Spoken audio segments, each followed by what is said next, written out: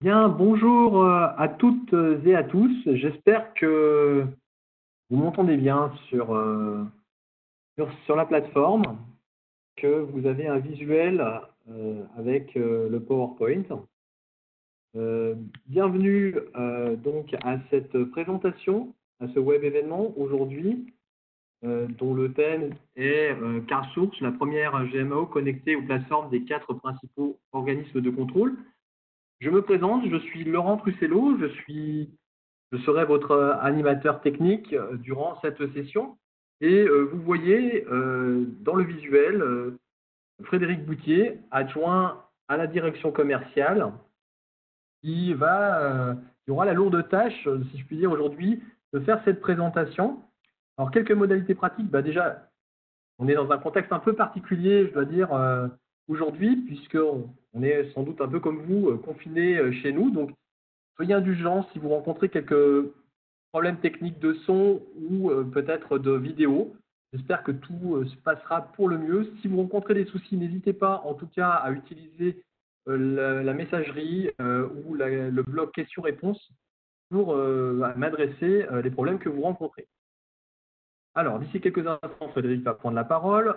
Quelques éléments d'organisation.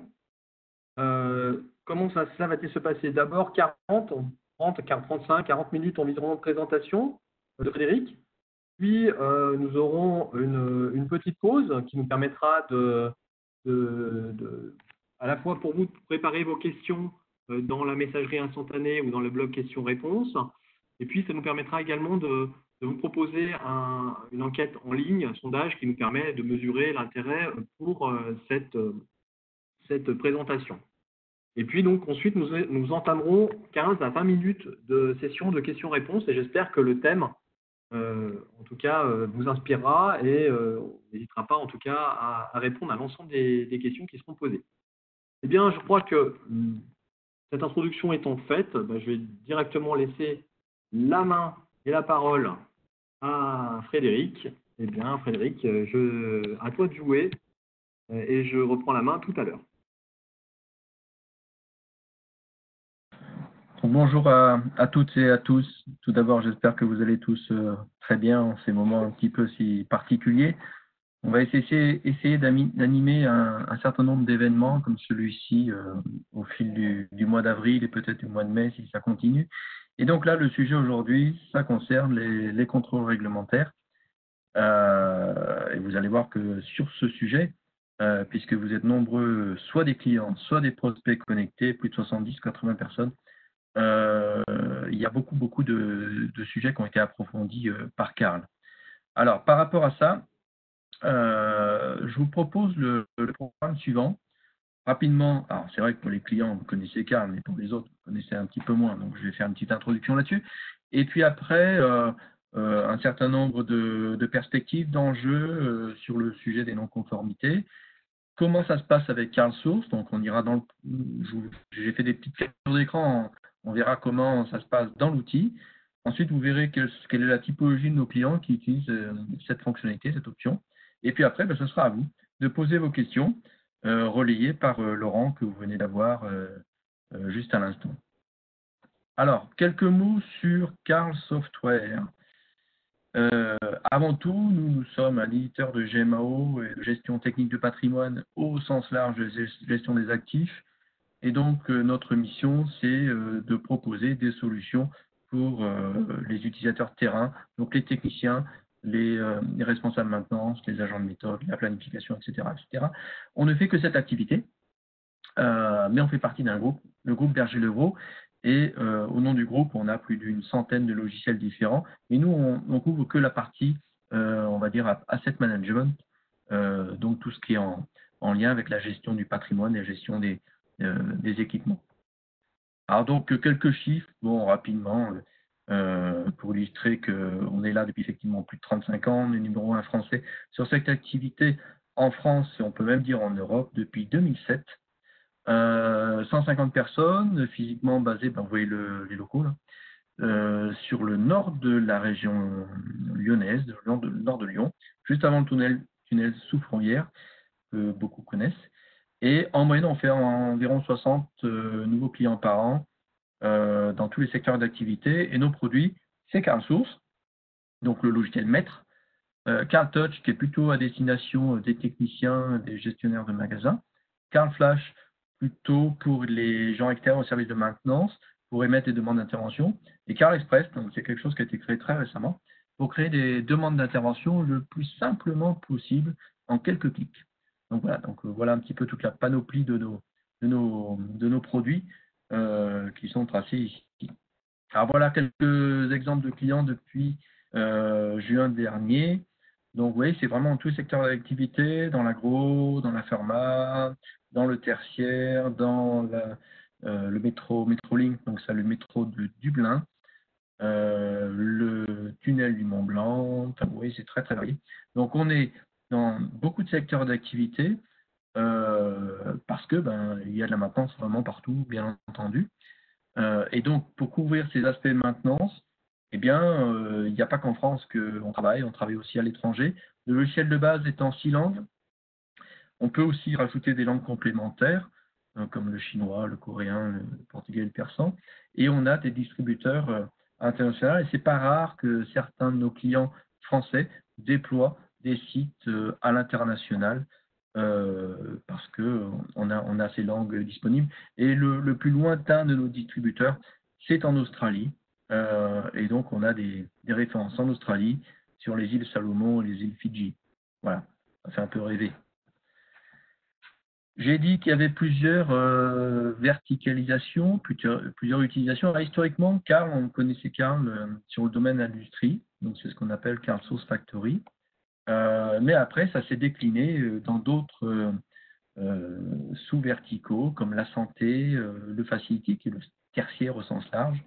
Ensuite, dans les villes, les agglomérations, les régions, et aussi dans le transport. Donc, on voit que le cœur, c'est le même, mais juste une petite anecdote, c'était pas prévu que j'en parle, mais dans l'industrie, on va parler d'une demande d'intervention. Dans le tertiaire, on va parler d'une demande de travaux, et puis dans le transport, une demande de signalement.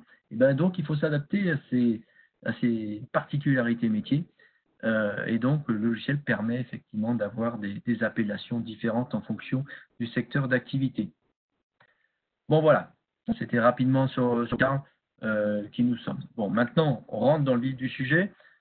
Comment garantir la gestion des non-conformités réglementaires avec efficacité? On va avoir des constats, on va avoir un certain nombre de choses. Effectivement, on va regarder un peu ce qui se passe. Aujourd'hui, les organismes de contrôle, ils viennent chez vous, dans tous vos secteurs d'activité. Ils réalisent un contrôle. Cet auditeur vous délivre un rapport de contrôle de non-conformité. Souvent, c'est un PDF. Parfois, c'est un papier. Bon, maintenant, de plus en plus, quand même, c'est des PDF. Hein. Ensuite, la direction technique, elle va gérer ce document. On va l'archiver et on va essayer de tracer les non-conformités. Alors, quand je dis on va essayer de l'archiver, parfois, c'est ressaisi sur des fichiers Excel. Parfois, c'est mis sur le coin du bureau, puis la pile s'empile. Bon, voilà, il y a un petit peu de tout en termes de traçabilité. C'est vraiment pas forcément évident. Et souvent, en étape 4, vous voyez ici, vous avez une contre-visite, c'est-à-dire que l'organisme de contrôle vient voir si les choses ont été réalisées en temps et en heure. Bon, ça, c'est le constat. Hein. Maintenant, quels sont les enjeux? C'est quand même essentiel, ces contrôles réglementaires. Il y a plusieurs enjeux. Le premier, c'est sur l'aspect sécuritaire des personnes et des équipements. Parce que si on respecte pas ce que l'on doit faire dans les contrôles réglementaires, il peut y avoir des conséquences. Ensuite, c'est sur la partie organisationnelle. On passe beaucoup de temps à essayer de retracer toutes ces informations, à planifier les travaux. C'est pas forcément évident de suivre tout ça. Il y a un aspect aussi financier, puisque si on ne fait pas ce qui est recommandé par les organismes de contrôle, j'aime pas trop dire ce mot, il peut y avoir des amendes, donc c'est la notion de gestion du risque. Et puis après, il y a tout ce qui arrive avec les nouvelles réglementations environnementales. Et là, vous savez que l'environnement, c'est quand même quelque chose qui est beaucoup à l'air du temps, et donc il faut aussi suivre ces réglementations. Et pareil, si on ne les suit pas, il peut y avoir des risques et des amendes. Donc vraiment, les enjeux sont importants. Et du coup, j'ai envie de vous dire, mais est-ce que vous, de votre côté, est-ce que vous faites bien est-ce que vous êtes bien outillé pour gérer tout ça? Et donc, nous, on va vous apporter des solutions. Mais avant de vous apporter cette solution, c'est vrai que c'est pas simple. C'est pas simple ce sujet des imports des contrôles réglementaires ou du suivi, parce qu'il y a énormément d'organismes de contrôle. Alors, il y en a un certain nombre qui sont très connus, hein, Bureau Veritas, Socotec, la PAF, DECRA, il y en a d'autres. Et donc, il y en a de multiples. Il y en a qui sont spécialisés par métier. Et puis, il y a une autre contrainte que l'on voit quand même régulièrement, c'est que généralement, on passe un contrat vers un organisme de contrôle et puis au bout de 2-3 ans, on change. Donc, et c'est aussi une contrainte. Donc, du coup, il y a une diversité des rapports qui vous sont fournis, donc qui peuvent être informatiques, papier. Alors, c'est beaucoup informatique aujourd'hui, du moins, j'espère. Il peut y avoir des informations qui sont structurées sur du Excel, du PDF, du XML. Oui, ça peut être diffus. Après, il y a différentes plateformes, on va les voir juste après. Oui, l'une des problématiques, c'est la complexité de tout ça. Et puis, il y a le volume. Il y a le volume des rapports de contrôle. Et pour pouvoir suivre tout ça, c'est du temps à passer. C'est pas si évident que ça. Du coup, c'est un certain coût. Et le but aussi derrière tout ça, c'est d'arriver à essayer de proposer quelque chose qui automatise un petit peu la gestion et le suivi de ces rapports de contrôle. Donc ça, c'était le constat. Et du coup, on a travaillé avec certains organismes de contrôle pour voir justement comment on pouvait vous aider. Et l'idée, c'était d'importer automatiquement ces rapports de contrôle dans la GMAO. Alors vous allez me dire, ça paraît un peu spécial, mais l'idée, c'est de travailler avec ces gens-là, donc les 4 que j'ai cités tout à l'heure, pour essayer d'automatiser la génération notamment de l'import, mais aussi des suites à données en lien avec les rapports de contrôle. Donc on a aussi imaginé des rapports et des indicateurs pour suivre eh bien, justement ces apports de rapports de contrôle dans la GMAO. Alors tout ça, eh bien, ça se traduit par un module qui est né dans les années 2010, qui s'appelle Control S. Control S, le premier organisme de contrôle qui est venu vers nous s'appelle Bureau Veritas.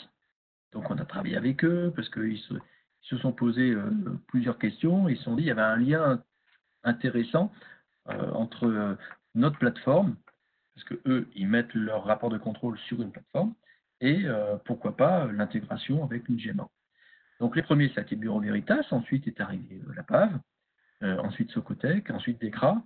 Là, vous voyez qu'il y a une flèche, mais rien n'est arrêté. C'est-à-dire que nous, notre module qui s'appelle Control S, il est universel et il est en capacité de récupérer n'importe quelle typologie de rapport de contrôle pour en faire quelque chose dans la GMAO. Donc ça, vraiment, c'est important. Control S est universel. Alors, par rapport à ça, eh bien, le premier, c'était Bureau Veritas. Ben, le voilà, Bureau Veritas. Donc, en résumé, l'inspecteur fait son rapport, il produit un PDF, vous le voyez en bas à gauche, et ensuite, il le dépose sur une base de données. Et cette base de données, côté Bureau Veritas, ça s'appelle Data Connect. Donc, si vous travaillez avec ces gens-là, avec Bureau Veritas, et que vous avez souscrit côté Bureau Veritas à l'option Data Connect, ben, vous voyez vos rapports de contrôle. Bon, c'est bien. Hein. Maintenant, nous, on va plus loin. C'est-à-dire que si vous prenez aussi l'option Control S, on va pouvoir dialoguer avec Data Connect pour aller rechercher les informations pertinentes qui nous intéressent pour, en automatique, en l'occurrence, récupérer ces rapports de contrôle et générer automatiquement dans CarSource, CarSource c'est la GMAO, c'est notre GMAO, de générer automatiquement des interventions d'une certaine typologie. Vous connaissez les typologies correctives, préventives, travaux neufs, tout ça. Ben là, il y en a une qui s'appelle diagnostic. Et donc, on va mettre ces interventions de type diagnostic automatiquement dans CarSource. Et on va pouvoir faire un suivi notamment de ces non-conformités ou de ces observations, avec la possibilité, pourquoi pas, d'envoyer des justificatifs.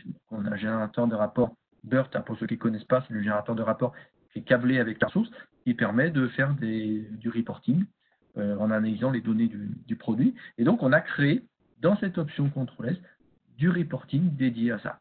Voilà. Donc ça, c'est le schéma de nos amis de Bureau Veritas. Si on regarde d'autres organismes, que vous n'êtes pas peut-être forcément chez BV, mais vous êtes peut-être chez Socotec, et bien là, c'est le même principe, si ce n'est que la plateforme où on stocke les informations côté Socotec s'appelle Socotec Advantage. Donc là, après, c'est la même chose que ce que je racontais avec Bureau Veritas. C'est l'inspecteur pose un PDF sur Socotec Advantage.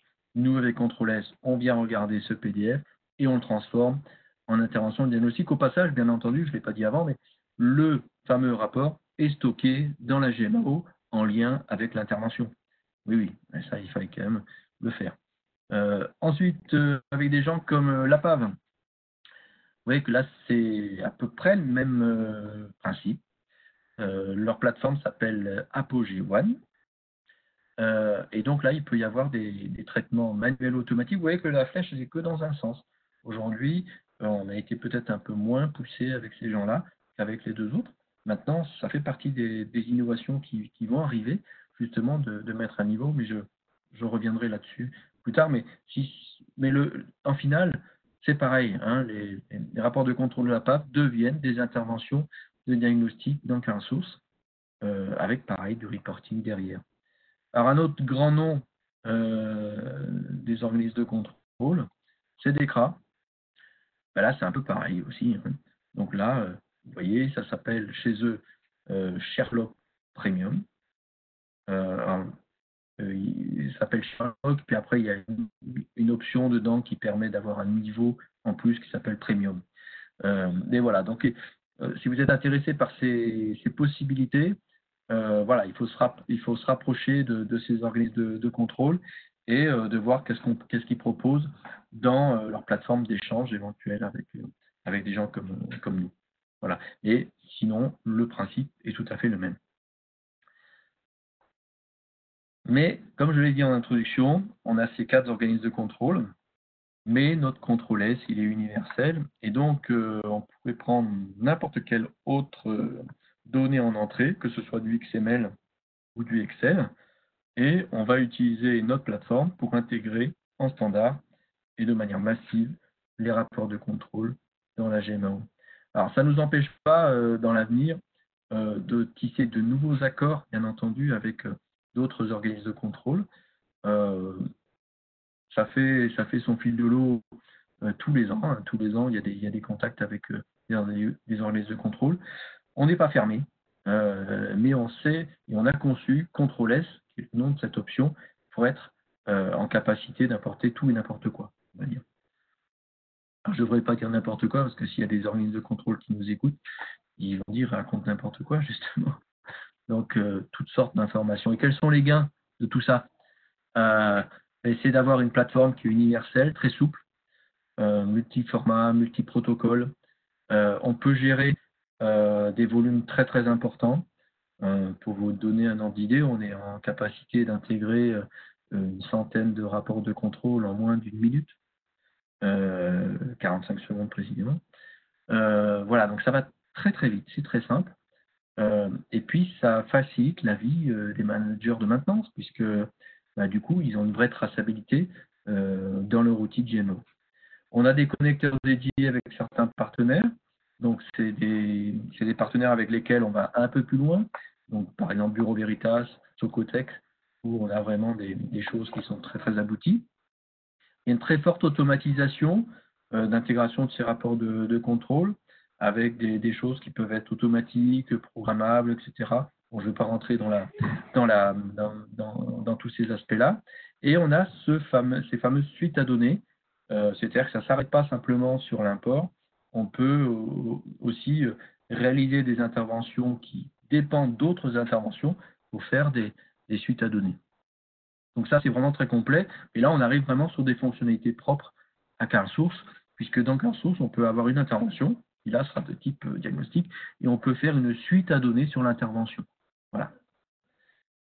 Alors les gains sur les aspects maintenance, Eh ben, ça permet un truc tout bête, hein, c'est de stocker de quelque part tous ces rapports de contrôle, puisqu'on va pouvoir les centraliser et les stocker sur nos interventions. Dans le cas, on a une mini gestion électronique de documents, une mini GED, et donc on va pouvoir stocker des documents sur nos interventions.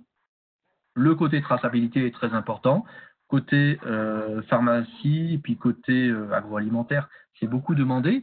Et donc, du coup, on a une traçabilité des suites à données qui est naturelle, hein. Il n'y a pas de saisie, il n'y a pas de ressaisie, on ne passe pas par du Excel, c'est quelque chose qui est simple, qui est évidente. Et puis, on peut produire, pour justifier, des éléments très très simples pour indiquer à nos organismes de contrôle qu'on a fait telle ou telle opération. Tout ça, ça s'adapte à n'importe quel type d'organisation. On peut aussi associer tout ceci avec des workflows, puisque dans l'application CarlSource, vous avez des notions de workflow qui sont disponibles. Et puis après, toutes sortes de bilans et d'analyses. Je vous ai dit qu'il y a un générateur de rapport qui s'appelle BERT. Nous, on fournit je crois que c'est 120 rapports standards. Vous pouvez en créer autant que vous voulez en lien avec ces rapports de contrôle. Et puis après, on pourrait, pourquoi pas, étendre l'usage à la gestion de diagnostic de bâtiments. Donc, vous voyez, ce module d'import, OK, on travaille avec des organismes de contrôle qui sont reconnus, connus, mais on pourrait en faire un usage autre, comme vous le voulez, en fait. Il est prévu pour ça. Et donc, comment ça se passe dans le CARL? Donc là, vous voyez un écran de CarlSource. Alors, bien sûr, il y a une partie qui s'appelle la configuration de la plateforme de CarlSource. Donc là, vous voyez un écran qui permet de mettre en évidence, vous voyez ici, ici on est plutôt sur du Bureau Veritas, avec certaines évaluations, est-ce que c'est non conforme, réserve, remplacé, réparation, mais là c'est un peu paramétrable, vous pouvez faire un petit peu ce que vous voulez à ce niveau-là. Ensuite, vous pouvez bien entendu passer à la phase de chargement. Donc là, vous allez, si vous cliquez sur l'éclair, vous allez préciser le fichier que vous voulez importer. Ensuite, est-ce que c'est un import qui est manuel ou automatique? Voilà, vous avez quelques questions de base à vous poser et à un moment donné, quand vous faites un import, ça vous récupère les bonnes informations. Je précise une chose, hein, quand on commercialise l'option Contrôle S, il y a toujours une journée qui est faite par les équipes de Carl Berger-Levrault pour vous assister pour la mise en conformité du module Contrôle S avec votre environnement. Et notamment, l'idée, c'est de pointer sur les bons équipements. Enfin, les bons équipements, les bons matériels, les bons actifs. Donc voilà, il y a l'option Contrôle S, il y a un jour d'accompagnement de Carl pour mettre en place cette option. Voilà, donc après, vous voyez, j'ai activé l'import, j'ai un résultat qui me dit l'import de rapport de contrôle de Bureau Veritas s'est bien passé. Il pourrait aussi très bien me dire ça s'est mal passé parce qu'on n'a pas pu raccrocher ce rapport à un équipement de Carl. Mais voilà, il y a aussi un traitement au niveau de l'import pour bien voir que l'opération s'est bien réalisée ou pas. Voilà. Ensuite, on est dans du pur Carl ici. On est, vous voyez, c'est écrit peut-être un peu petit, je suis désolé. Vous êtes sur une fiche d'intervention. Donc, elle a une certaine appellation. Elle a des notions de date de début, de date de fin. Et puis, elle a une nature. Contrôle réglementaire, hein, c'est écrit en tout petit, mais il y a écrit contrôle réglementaire ici. Avec après des précisions sur quelle est la typologie de ce contrôle réglementaire. Donc, votre PDF de départ, d'après du GMAO, il devient ça. Il devient ce que vous voyez à l'écran en automatique. Et du coup, après, vous pouvez faire des analyses et du reporting sur ces données comme vous voulez. Je précise que ce que vous voyez à l'écran, là, c'est entièrement personnalisable. C'est vrai qu'on ne le dit pas souvent, mais l'un des points forts de l'application, c'est vous voyez beaucoup de champs. Vous pouvez aussi personnaliser pour minimiser le nombre de champs qui apparaissent à l'écran. Vous pouvez changer les libellés, vous pouvez rendre des champs obligatoires, vous pouvez faire rendre ce que vous voulez. Alors, je déborde un peu du sujet aujourd'hui, mais tout ça pour vous dire que ce que vous voyez à l'écran, là, vous avez la main dessus. Vous avez la main pour le personnaliser comme vous le souhaitez. Ensuite, bien entendu, on a dit que le rapport de contrôle, il arrivait de l'organisme de contrôle. Bien entendu, je vais pouvoir greffer sur mon intervention, sur cette petite icône, vous allez greffer le scan, quelque part, l'image du contrôle réglementaire. Donc, vous avez la description d'un point de vue Carl, mais à tout moment, vous pouvez regarder à quoi ressemble ce contrôle qui a été fourni par votre organisme de contrôle. Là, a priori, en l'occurrence, c'est du Bureau Veritas si on croit le logo. Donc ça, vous pouvez, vous l'avez en automatique aussi, un raccrochement des documents sur votre fiche d'intervention. Ensuite, qu'est-ce qui se passe derrière? Eh bien, cette intervention, elle va pouvoir se décliner en opération. Vous voyez cette notion d'opération. Petit 1, je fais ça. Petit 2, je fais ça. Et donc, vous avez des opérations de type, par exemple ici, non-conformité, qui vont être créées automatiquement dans le système. Le but étant de traduire finalement votre PDF en quelque chose de logique d'un point de vue GMAO. Et donc là, on est sur une intervention avec des opérations de maintenance à réaliser. Sur quoi? Ici, on est visiblement sur un compresseur. Voilà. Et donc, toutes ces informations sont structurées. Et donc, ça fait l'objet de cette fameuse journée de prestation qui va avec Contrôle S pour s'assurer qu'on pointe bien sur les bons éléments de la GMAO. Parce que si on ne fait pas le rapprochement entre vos équipements de la GMAO et puis ce qui est ce que vous fournissez en liste de contrôle, il y a un intérêt qui est peut-être un petit peu limité dans ce cas-là. Je vous ai parlé tout à l'heure des suites à données. Et bien voilà, j'ai une intervention, mais je vais pouvoir créer une intervention à partir de la première. Donc, c'est ce qu'on appelle les suites à données. Et donc, on va pouvoir enchaîner des opérations, des interventions de maintenance entre elles pour régler le problème, puisque ce que l'on doit faire à ce stade-là, c'est aussi de lever ces non-conformités et à un moment donné d'être raccord par rapport à ce qui est demandé par ces organismes. Et donc, pour être raccord, on peut faire un rapport de suivi. Par exemple, ici, vous avez un suivi du contrôle qui pourrait être, pourquoi pas, renvoyé à l'organisme de contrôle pour dire, voilà, vous m'avez demandé de faire cette opération parce qu'on n'était pas conforme. Maintenant, je vous prouve que dans notre GMAO, on l'a suivi. Et en plus, voilà le résultat de ce rapport. Donc voilà, ici, on est sur un suivi des réserves. Vous voyez qu'il y en a une qui est soldée, l'autre qui est en attente de réalisation.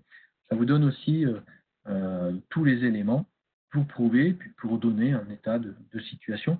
Alors, quand je dis qu'il va y avoir un retour vers l'organisme de contrôle, ça peut être aussi un suivi interne par rapport à une direction, pour savoir où est-ce qu'on en est par rapport à tout ce qui s'est passé avec les organismes de contrôle. Donc tout ça c'est câblé, tout ça existe dans la GMAO de manière assez naturelle. Alors maintenant, chez nos clients, comment ça se passe? Eh bien, déjà, on a beaucoup de clients qui utilisent ces fonctionnalités. Dans tous les secteurs d'activité, dans toutes les verticalisations que nous avons, je vous rappelle, en introduction, je vous disais qu'on avait de l'industrie, des factories, des facilities, city, transport et santé. Vous voyez quelques petites représentations ici, je dirais en volume, de qui utilise ces fonctionnalités. C'est une fonctionnalité qui est arrivée il y a quelques années maintenant.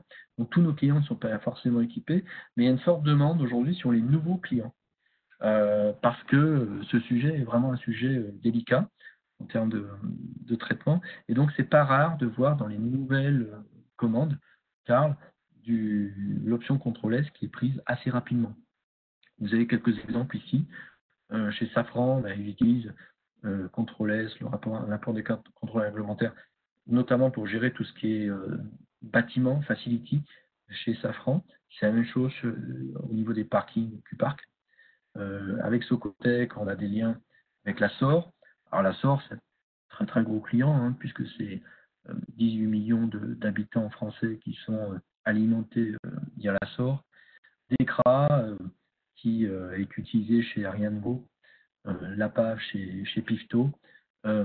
Maintenant, si demain, ces sociétés changent d'organisme de contrôle, ben, le contrôle S marchera toujours, moyennant toujours cette journée dont on a parlé tout à l'heure, pour mettre en adéquation vos équipements avec l'import des contrôles réglementaires. Donc voilà, donc vous voyez, c'est quelque chose qui est vraiment beaucoup demandé et qui facilite la vie des gens et le quotidien des responsables de maintenance ou de moins ceux qui suivent cette activité réglementaire. Donc voilà un exemple. Ici, un client, Winoa. Vous voyez, ils utilisent visiblement ah oui, Bureau Veritas.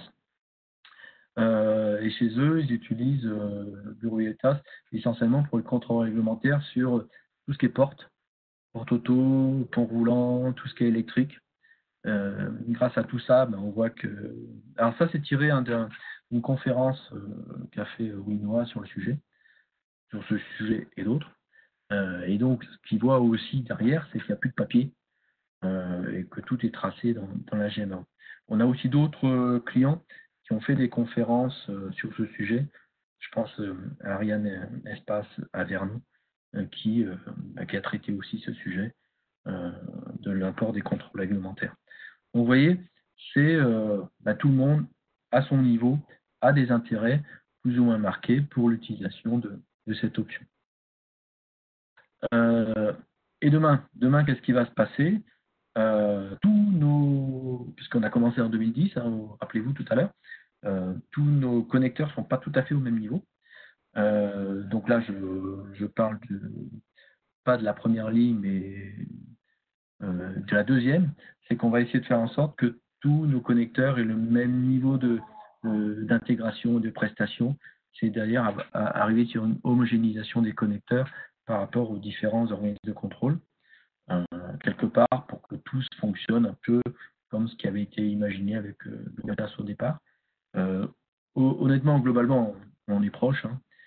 L'idée derrière aussi, c'est de se dire on aimerait arriver à faire de l'intégration de contenu de veille réglementaire directement avec cette option. Et on veut aussi étendre les partenariats avec de nouveaux organismes de contrôle. Alors c'est vrai qu'on a cité les 4 principaux, mais si vous en avez un qui est un peu particulier, peut-être très métier dans votre secteur, on peut aussi se rapprocher d'eux. Alors, pour la petite histoire, c'est souvent eux qui viennent nous voir. Hein. Et donc, après, de réaliser la même chose que ce qu'on a réalisé avec ceux qu'on a vus précédemment, pour faire ces liens entre la GMO et ces organismes de contrôle. Voilà.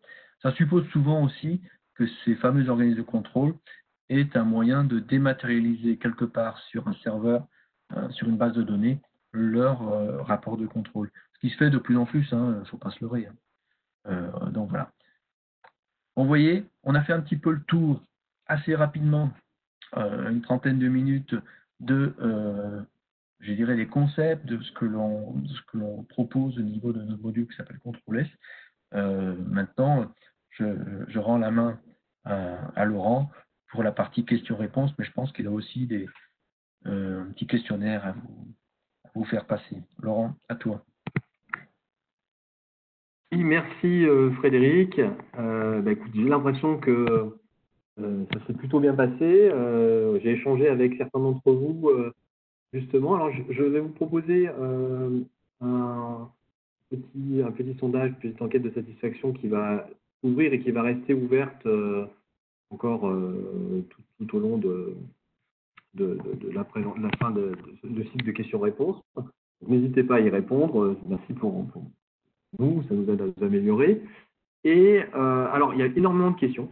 Alors du coup, on va y aller sans attendre.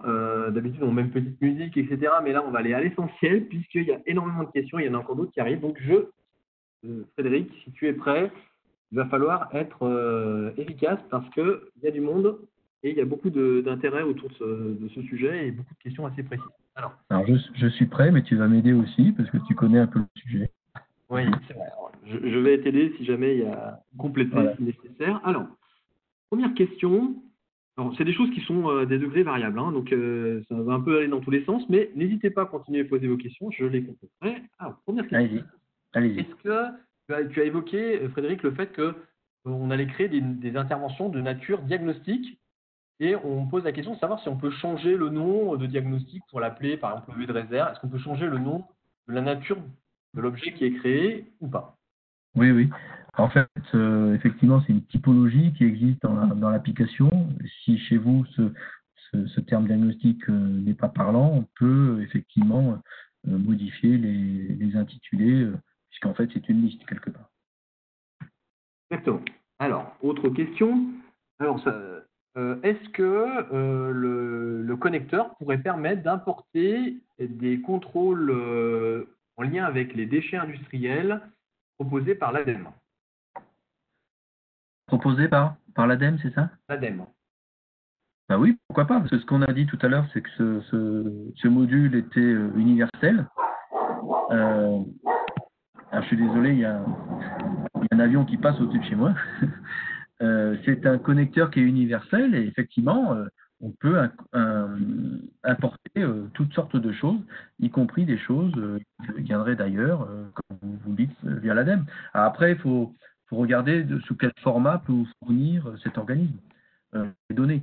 C'est-à-dire, est-ce que c'est du XML et des choses comme ça. Mais sur le fond, oui, oui, oui. Alors, effectivement, c'est. Et puis surtout, comme j'ai annoncé, hein, vous voyez, au fur et à mesure, vous l'avez pu le voir, on a des organismes qui collaborent et donc, évidemment, on peut étendre aussi notre catalogue de connexions avec. Je vais rajouter, on a eu cette volonté dès le départ quand on a créé Control S, que ce ne soit pas, entre guillemets, maqué avec un, deux, trois ou quatre organismes de contrôle. Il faut que ce soit vraiment universel. Et c'est vraiment ça qui est important au niveau de Control S, c'est qu'on peut dialoguer avec tout et n'importe quoi. J'enchaîne parce qu'on a pas mal de questions. Vas-y. Comment pointer c'est une question qui est fort intéressante sur le qualitatif des rapports importés. Comment on fait pour améliorer et associer le bon équipement? Est-ce qu'on peut utiliser des principes de code barre? En fait, voilà, comment se noue la relation avec l'organisme de contrôle pour garantir une qualité qui fera que les non-conformités seront évidemment associées à des équipements connus de la GMO? Alors ça, c'est l'élément clé, puisque effectivement, il n'y a aucun intérêt de récupérer des rapports de contrôle sans les raccrocher à quelque chose qui est connu de votre GMAO. Et donc ça fait l'objet justement de la journée que l'on passe avec vos équipes pour s'assurer que lorsqu'on va récupérer les informations de l'organisme de contrôle, on va pointer sur vos bons équipements. D'accord? Ensuite, ces équipements, l'histoire du QR code ou du code barre, ça c'est un petit peu secondaire, mais on est en capacité de générer depuis la GMAO des étiquettes code barre, QR code, etc. On pourra apposer sur vos équipements et avec notre solution de mobilité, on peut aussi scanner ces QR codes et de voir, alors là on sort un peu du périmètre des contrôles réglementaires, mais on pourrait arriver sur un équipement et de voir l'ensemble des opérations de maintenance qui vont arriver. Pourquoi pas, il pourrait y avoir aussi une opération de maintenance réglementaire à réaliser, le suivi réglementaire à réaliser. Donc ça, cette histoire de QR code, de code barre, c'est très présent sur les équipements, sur les matériels, mais on l'a aussi bien sûr sur les pièces détachées. On peut générer depuis la source des étiquettes code barre, et ensuite depuis une solution de mobilité, on va pouvoir lire ces codes barres. Alors, ce n'est pas forcément qu'avec les solutions de mobilité, mais si vous avez votre PC, vous avez une douchette, ben, vous pouvez lire un code barre. J'enchaîne, Frédéric. Autre question. Oui. Comment on fait pour ensuite intégrer ces éléments dans un registre de sécurité, notamment pour les bâtiments ou les édifices qui reçoivent du public? Est-ce qu'il y a une notion de registre de sécurité ou comment on pourrait faire pour répondre à cette demande? Alors, moi j'aurais envie de répondre, mais tu compléteras peut-être Laurent, mais on peut sortir toutes sortes de reporting depuis la GMAO ou toutes sortes d'exports sous format Excel ou je ne sais trop quoi. Et donc on pourrait passer par ces formalismes de reporting ou d'export pour alimenter votre registre de sécurité ou pour donner cette matière. Moi, c'est comme ça que je le verrais, en sachant que, comme je ne sais plus si je l'ai dit, mais toute information qui est saisie dans la GMAO, dans Clear Source, que ce soit du contrôle réglementaire ou autre, elle peut être intéressante sous forme de reporting, parce que même si j'ajoute un champ, ce champ peut être utilisé dans le reporting. Et donc là, nous, on travaille avec un générateur de rapport qui s'appelle Burp, et vous pouvez, donc suite à une formation sur l'outil, modifier ce qu'on vous fournit, donc on en fournit 120, et vous pouvez en créer de nouveaux. Mais après, en complément de ça, vous avez partout sur les listes des interventions qui peuvent être triées par contrôle réglementaire de type diagnostic, vous pouvez faire des exports vers Excel. Et donc après, envoyer vers votre registre de sécurité. Alors, je ne sais pas si Voilà. parfaitement. Oui, je pense qu'on peut même imaginer aussi directement dans les GMAO d'avoir ce qu'on appelle un projet. Donc, c'est une sorte de regroupement d'interventions qu'on pourrait appeler registre de sécurité, auquel on pourrait rattacher les non-conformités générées sur ce registre de sécurité. Autre solution et alternative également, vous pouvez vous-même créer directement des interventions si vous savez qu'elles vont être en lien avec le registre de sécurité, et lorsque l'organisme vient réaliser le contrôle, lui faire rapporter ce numéro d'intervention, ce numéro de projet, pour que du coup ces diagnostics-là aillent dans ce panier-là, vont agglomérer en fait l'ensemble des rapports de cette nature. Alors, voilà, il y a d'autres façons encore d'y répondre. Hein. Voilà, j'avance. Il y a plusieurs possibilités. Tu as raison, il y a plusieurs possibilités. Pour voir ce qui est le plus pertinent par rapport au projet. Je ne sais pas qui pose cette question, mais effectivement, vous voyez, il y a au moins 3 ou 4 possibilités d'alimenter ce fameux registre de sécurité. On pourrait pas créer carrément une interface avec ce registre de sécurité dans la mesure où il est dans un autre applicatif, si imaginons qu'il le soit. C'est aussi possible. Alors, il y a des questions. Il faut être assez pragmatique. Il faut faire des choses pragmatiques, efficaces et rapides à mettre en œuvre. Alors, j'avance parce que ça enchaîne. Donc, êtes-vous les seuls en GMAO à proposer cette fonctionnalité? Écoutez, on a au moins un confrère qui en propose une qui s'appelle l'APA, puisque l'APA avait lui-même organisé le contrôle. Maintenant, c'est vrai que d'avoir un connecteur universel, comme ce qu'on propose, je ne pense pas qu'on soit nombreux à le proposer. Et c'est aussi un petit peu dans la démarche de Carl de regarder un petit peu ce qui se passe autour de la maintenance au sens large et de créer le mot que j'aime beaucoup mettre en avant, c'est le côté écosystème, puisqu'avant tout, on essaie de trouver des solutions qui soient efficaces pour tous. Et c'est vrai que je pense que sur ce sujet-là, on a peut-être une solution qui va de l'avant et qui est efficace, qui marche bien. Et peut-être que nos confrères, je ne connais pas tous leurs produits, peut-être que nos confrères ne sont pas à ce niveau-là. Alors, il y a des questions qui sont… Alors, voilà, je prends un peu dans le désordre, je suis désolé pour ceux qui posent des questions, mais vous allez vous les retrouver. De toute façon, toutes les questions, on va répondre à toutes les questions, soit durant le séminaire, soit après, si on en a eu toutes les traiter, mais pour l'instant, on est parti pour les traiter. Autre question. Est-ce que c'est applicable sur une version 4S? Donc ça, c'est plutôt un client équipé de carte source qui pose la question. Ça, c'est un client, la réponse est oui. Donc effectivement, depuis la version 4, on peut utiliser l'import des contrôles réglementaires. Donc quand je dis la version 4, la version 5, dans quelques mois, la version 6. Voilà. Mais oui, la réponse est oui.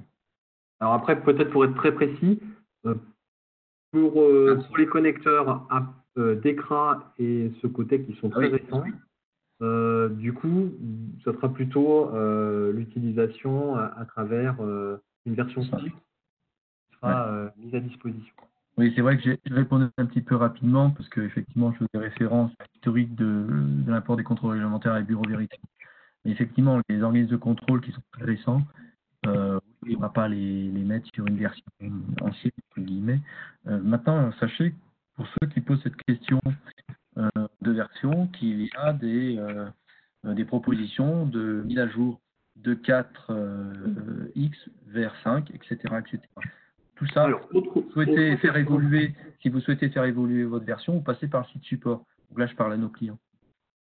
J'avance dans les questions. Des questions plus particulières, c'est que se passe-t-il si en fait l'intervention est déjà générée dans mon système de GMAO Oui. Est-ce que le fait d'importer le rapport génère forcément une nouvelle intervention et comment je peux les lier, enfin, voilà, comment je vais gérer cette situation où j'ai déjà un plan préventif, un plan programmé qui m'alerte du contrôle réglementaire par l'organisme et faire le lien Ouais. avec ce rapport qui va arriver. Là, peut-être que tu peux répondre à ma place parce que tu connais un peu mieux le sujet. Alors, en fait, ce qu'il faut savoir, c'est que dans le connecteur, soit vous avez informé l'organisme de contrôle de votre numéro d'intervention et ils sont en capacité de le rapporter dans le reporting. Et donc, dans ce cas-là, nous, on viendra compléter l'intervention qui a été générée dans votre système, on n'en créera pas une autre. Si on n'est pas en capacité de faire le lien, du coup, on en créera une autre. Si par malchance, les deux sont créés, vous pourrez toujours les associer l'une à l'autre. Mais vraiment, l'objectif, c'est de communiquer en amont. Si vous avez, vous, dans votre système de traçabilité, généré votre alerte de contrôle réglementaire, de donner le numéro au technicien, qui sera lui, l'inspecteur, pardon, qui aujourd'hui, tous les flux sont prévus pour le faire. Dernière solution aussi, vous avez un import semi-manuel, vous voulez le faire, vous pouvez vérifier à travers l'interface graphique que vous avez vue tout à l'heure, charger les rapports et les associer à la main avec votre intervention avant pour finaliser le traitement. Voilà, il y a vraiment beaucoup de possibilités pour éviter justement de régénérer une intervention alors que vous en avez une qui décrit déjà les éléments. Alors, j'ai une autre. Donc, du coup, pour résumer, le pire du pire, c'est que vous pouvez associer deux interventions. Voilà. Alors, je continue. Alors, c'est un peu général, c'est quel est votre temps pour mettre à disposition alors, le logiciel, peut-être parler d'abord de comment on met en place finalement cette partie-là et combien de temps ça prend avec l'organisme de contrôle, et après peut-être plus généralement la GMAO sans trop t'étendre parce qu'il y a beaucoup de questions. J'ai compris. Oui, alors comme je l'ai dit, hein, si on veut mettre en place uniquement cette fonctionnalité Control S, côté Carl, c'est juste un jour. Hein, c'est juste un jour de prestation. De donner le droit d'accès à Control S, c'est une histoire de licence. Donc c'est quelque chose qui se fait très simplement, très naturellement. On vous envoie en fait une nouvelle licence avec l'ouverture vers Control S. Maintenant, sur un projet d'ampleur avec l'ensemble des fonctionnalités de Carl, ben là, c'est géométrie un petit peu diverses et variées, puisque on est capable de faire des projets avec un peu moins d'une dizaine de jours, comme on peut en faire avec 500. Donc, moi, ce que je focus là, ici, aujourd'hui, c'est sur l'aspect Control S. Il faut retenir, c'est si je veux le mettre en place, en gros, ça me coûte un jour de prestation de Carl au-delà de la licence. Autre élément, autre question alors, un peu plus particulière sur le contrôle, enfin sur finalement la quelle confiance, je vais le poser en tant que tel puisqu'elle est très bien posée, quelle confiance accorder à des supports qui sont Excel, PDF, XML, sachant qu'ils restent modifiables ou falsifiables. Comment en fait on peut traiter cette notion de chaîne de confiance entre l'organisme finalement qui publie ces informations et la GMAO? En termes de qualité des informations qui sont fournies, c'est ça? Oui, peut-être que je peux t'apporter peut-être quelques éléments. Déjà, ce qu'il faut peut-être avoir à l'esprit, c'est qu'on peut avoir une chaîne complètement automatisée. Donc, on peut complètement garantir qu'il n'y a pas d'action humaine entre la dépose, entre le rapport d'inspecteur qui va être automatiquement mis à disposition par les outils des organismes sur des plateformes qui communiquent avec nos propres plateformes. Donc, il n'y a pas d'action humaine qui enclenche quelque chose ou qui serait amenée à modifier ces éléments-là.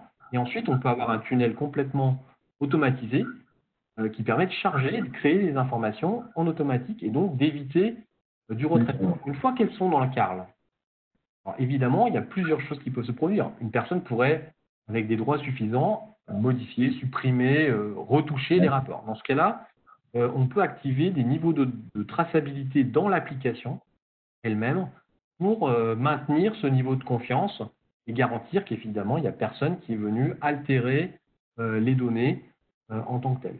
Voilà, c'est une solution possible pour pouvoir mettre en place une chaîne et pouvoir prouver, on va dire, le minimum d'intrusion humaine. Et voilà, ça c'est un élément qu'on peut mettre en place. Après, bon, il y a un autre aspect, c'est qu'effectivement, chaque fonctionnalité de Carl est soumise à autorisation, à droit.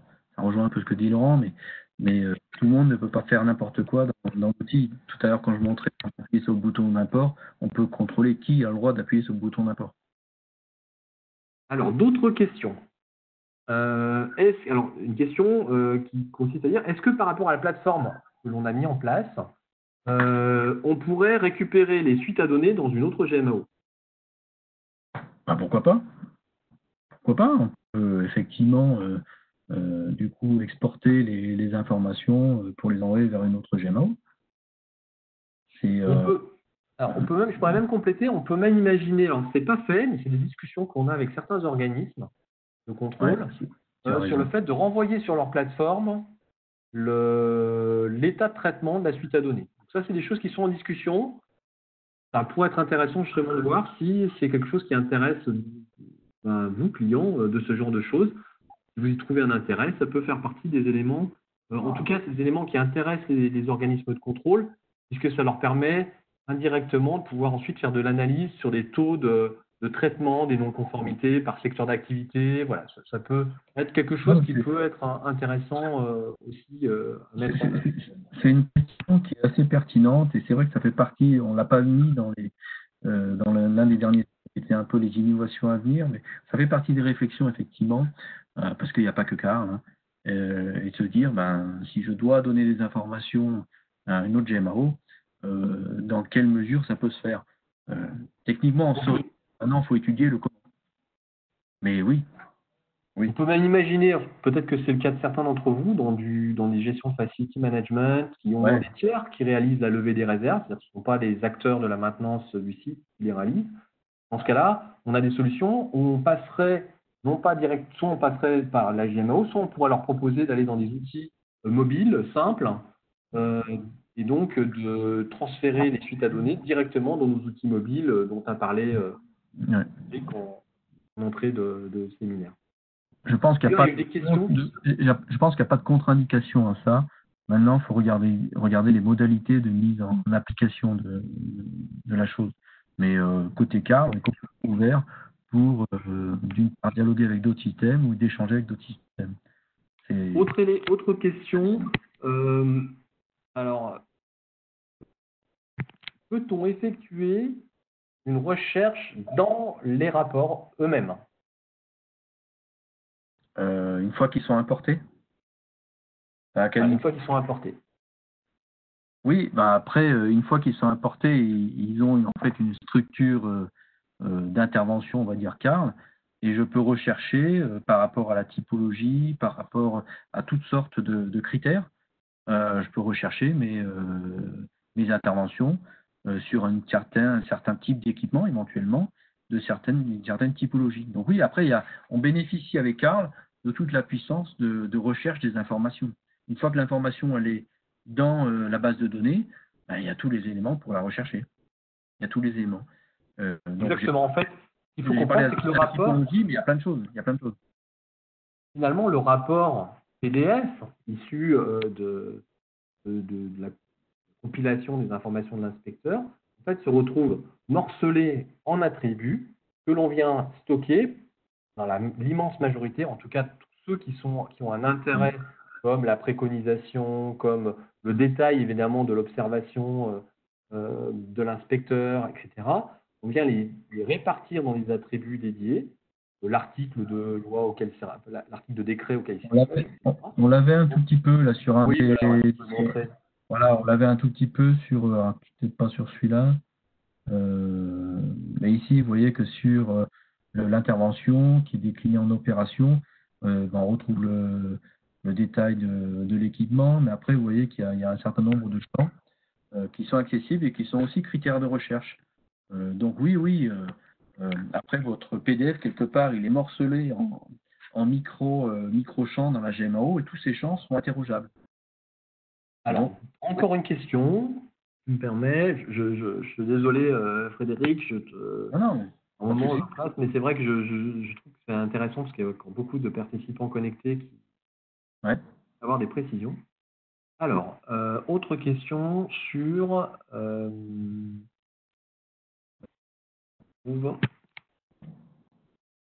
Est-ce que les rapports PDF, c'est-à-dire non pas le rapport de manière donnée, mais les PDF ou les annexes qui sont généralement transmis, classiquement transmis, sont également importés si l'organisme de contrôle ne fait pas partie des 4 organismes dont on parle?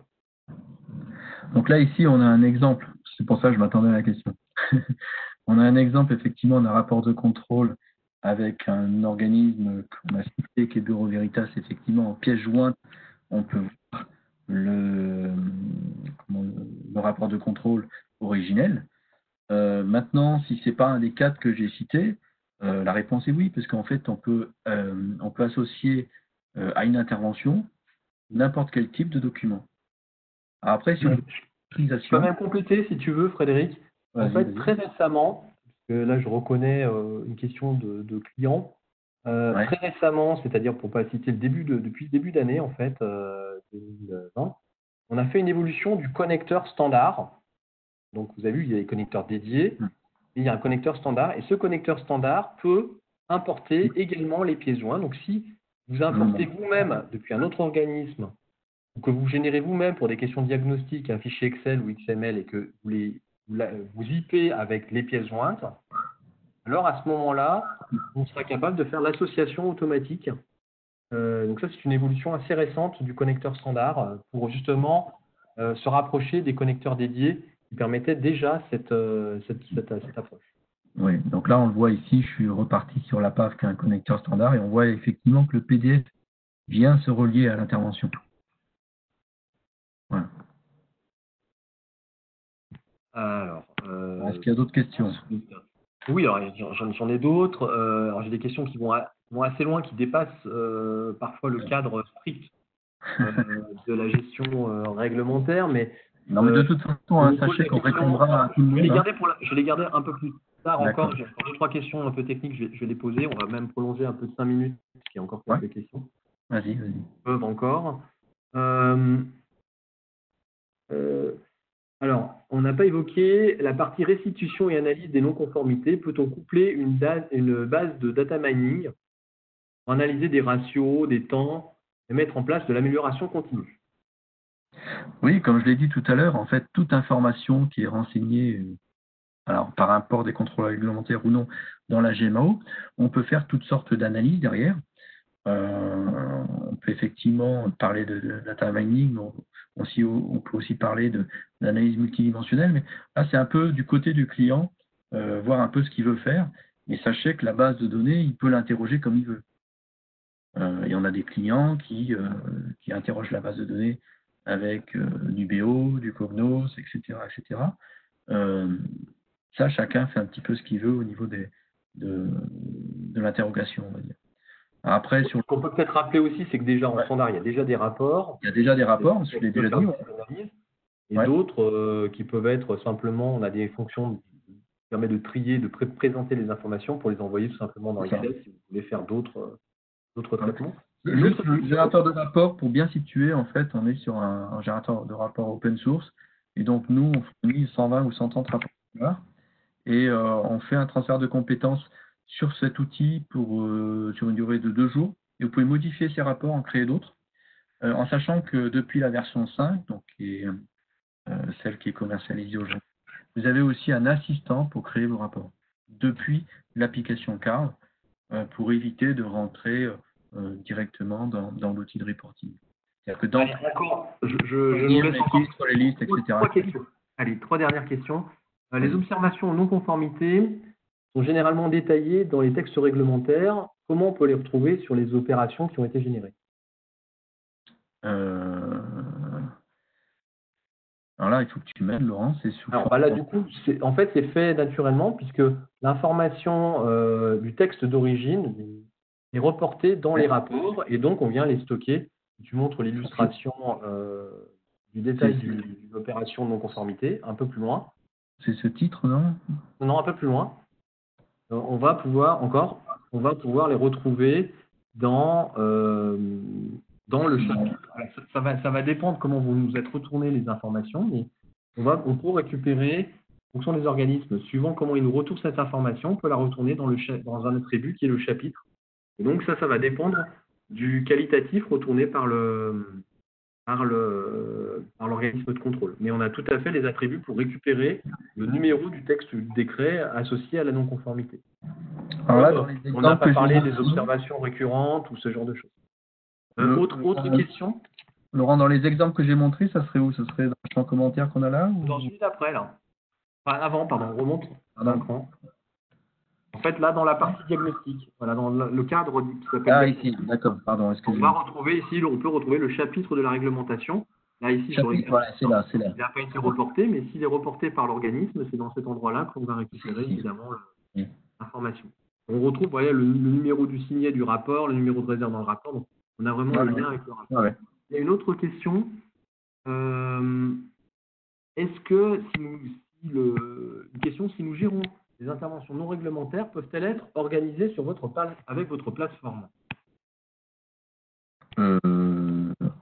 C'est-à-dire s'il le gère de son côté automatiquement, c'est ça? Sans passer par des... Je pense que c'est savoir si simplement on est capable de gérer d'autres interventions que des informations réglementaires à travers... Ah oui. Ah bah oui, tout type, oui, parce que c'est quand même le fondement premier de CarSource. Oui, vous pouvez suivre et gérer tout ça.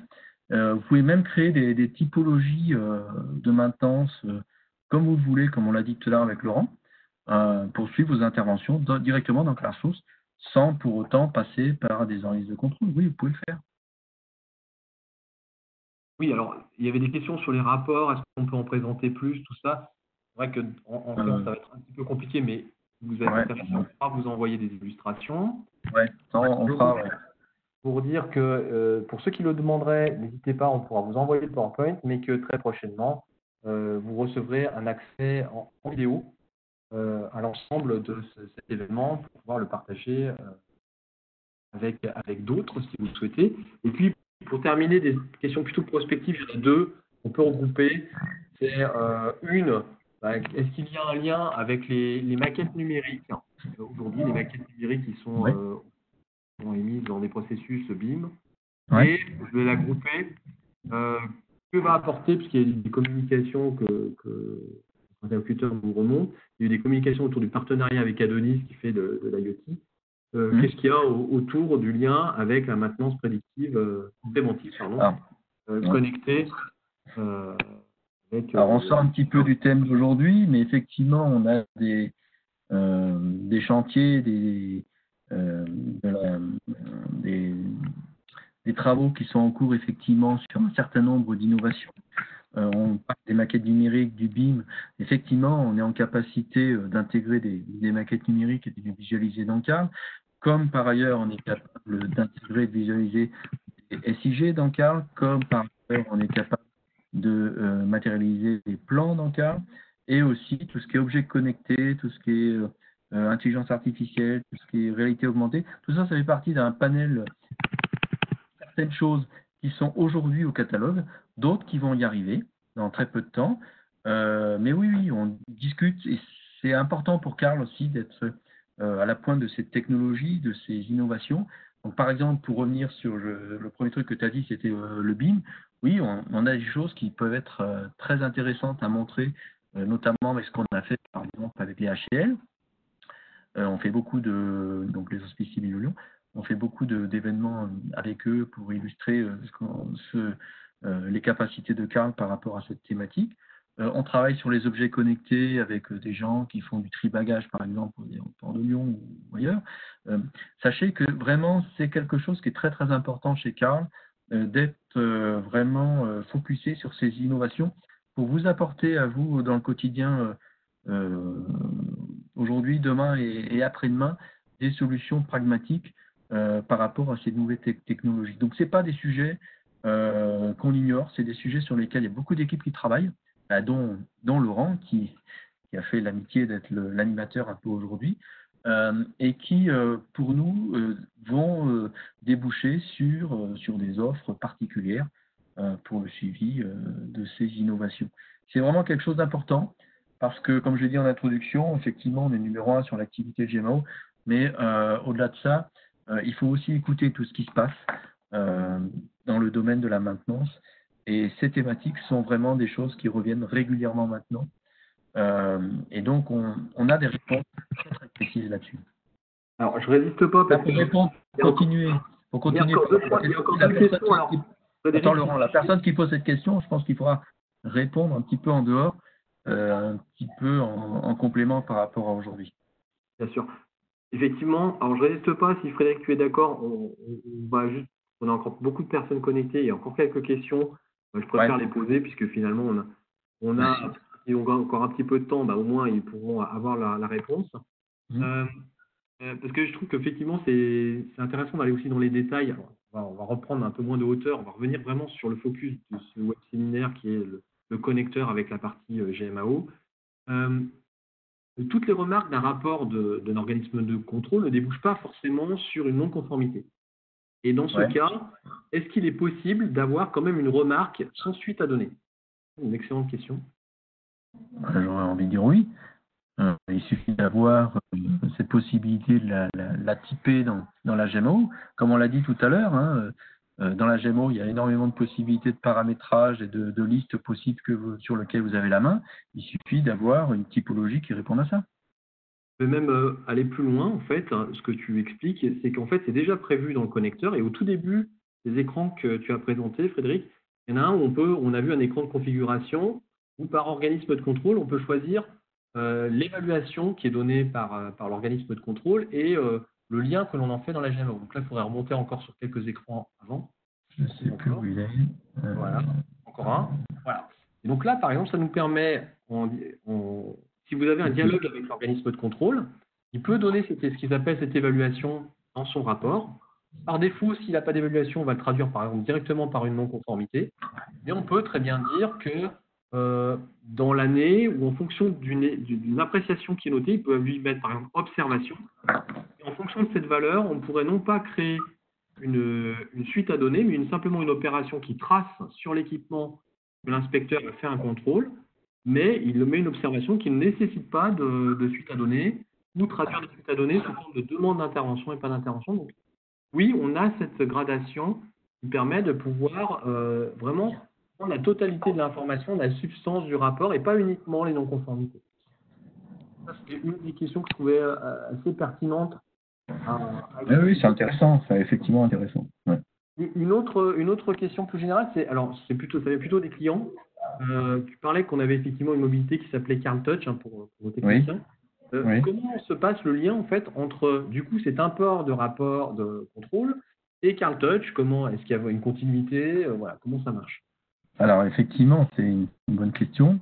Une fois qu'il y a des opérations à effectuer, par exemple pour lever les non-conformités, vous pouvez en fait envoyer une information, cette intervention, sur le smartphone ou sur la tablette d'un technicien. Et donc du coup, il y a quelque part sur Carl Touch. Donc je suis désolé pour ceux qui ne connaissent pas vraiment les appellations de Carl, mais Carl Touch, c'est la solution de mobilité. Sur Carl Touch, on va recevoir en fait des interventions. Et là, on va plus parler de correctifs, de préventifs, de diagnostics, etc. On va parler de tâches à réaliser. Donc, si on veut que le technicien fasse une opération, on va lui dire, tiens, tu as une tâche à faire. Et donc, à ce moment-là, on va lui envoyer, on va lui pousser l'information vers son smartphone. On va raisonner le smartphone. Et donc, après, quand il est avec son smartphone et son Carl Touch, eh bien, il doit lever une réserve, il doit traiter une non-conformité.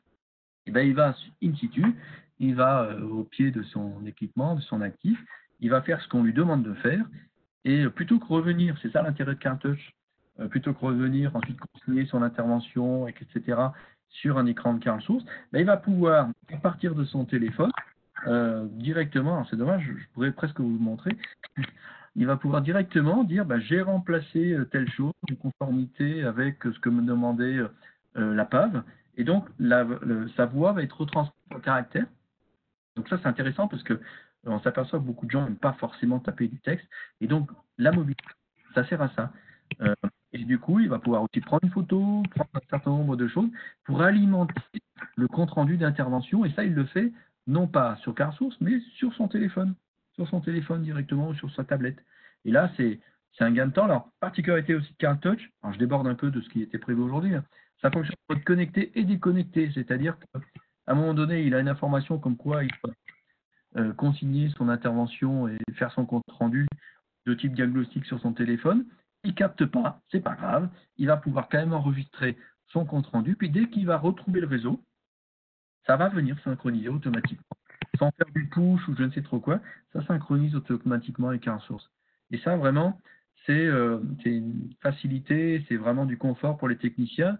On peut estimer aujourd'hui que finalement, les techniciens de maintenance qui utilisent la mobilité pour gérer du correctif, du préventif, des contrôles réglementaires ou autre chose, ils ne passent quasiment plus devant un écran de carte source parce qu'ils ont la GMAO dans la poche.